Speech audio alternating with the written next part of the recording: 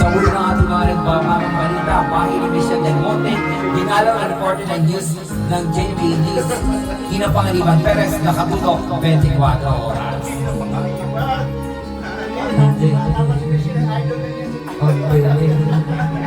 Of Christmas.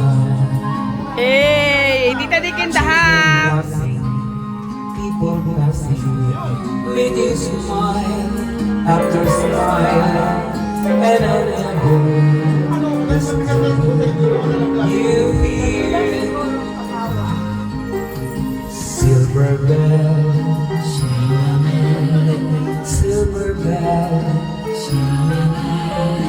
eat Christmas time in the city.